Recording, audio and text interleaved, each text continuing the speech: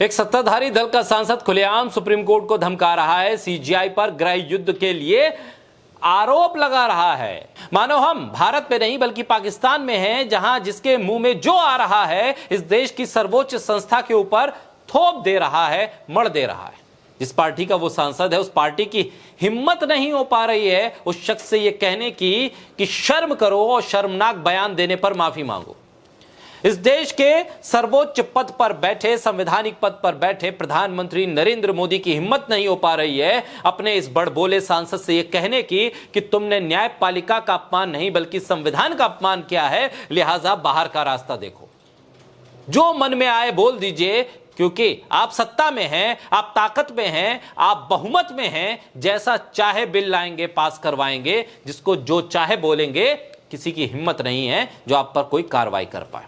यह हनक है, यही दंभ है और यही तानाशाही की तरफ बढ़ता हुआ कदम है। सीजेआई को गृह युद्ध के लिए जिम्मेदार ठहराना केवल शर्मनाक नहीं बल्कि न्यायपालिका पर सीधा हमला है। क्या अब देश की सबसे बड़ी अदालत भी सत्ता की गुंडागर्दी से सुरक्षित नहीं रह गई? भाजपा का सांसद निशिकांत दुबे के खिलाफ उच्चतम न्यायालय की अवमानना के आरोप में याचिका दाखिल हुई। अब गेंद वहां पर है जहां सरकार को यस और नो कहना। सोचिए, 240 हैं तब सुप्रीम कोर्ट के मुख्य न्यायाधीश को धमकी मिल रही है। अगर 400 होते तो क्या होता? निशिकांत दुबे क्या कहते? और निशिकांत दुबे ही क्यों, निशिकांत दुबे जैसे न जाने कितने हैं जो हिम्मत कर नहीं पा रहे और उनकी हिम्मत अब निशिकांत दुबे पर ना होने वाली कार्रवाई से बढ़ गई होगी। जनता को सीजेआई के खिलाफ भड़काया जा रहा है, कोर्ट के खिलाफ भड़काया जा रहा है। यह देशद्रोह नहीं है क्या?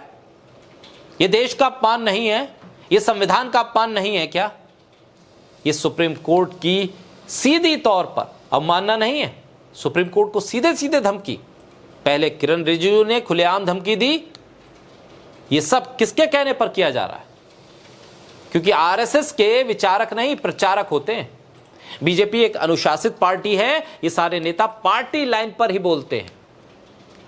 सुप्रीम कोर्ट ने 8 अप्रैल को राष्ट्रपति को विधेयकों पर फैसला लेने के लिए एक समय सीमा तय करने की बात कही।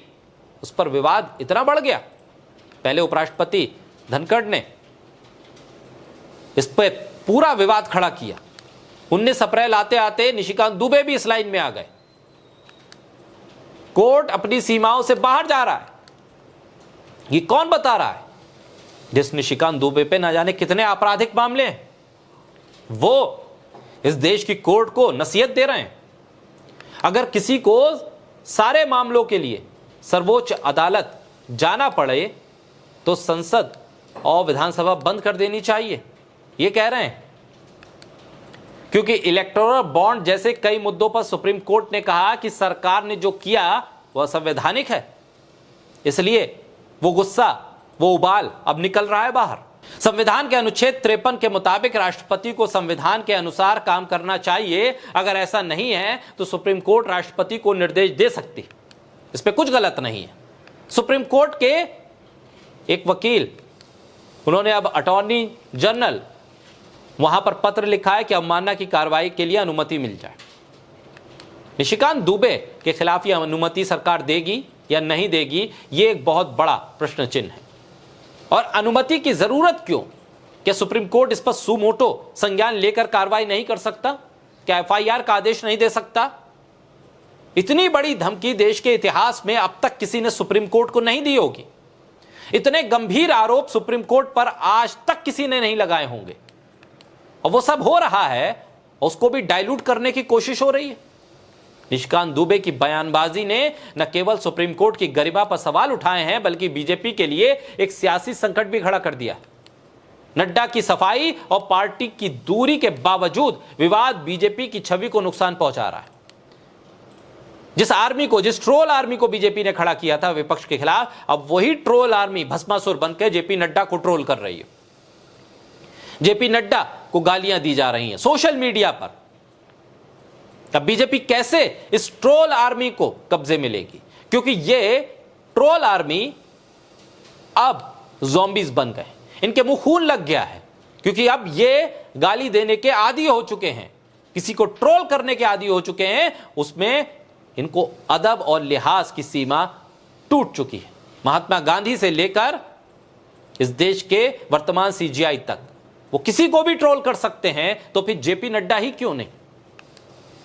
खासकर तब जब न्यायपालिका के सम्मान की बात प्रधानमंत्री करते हो।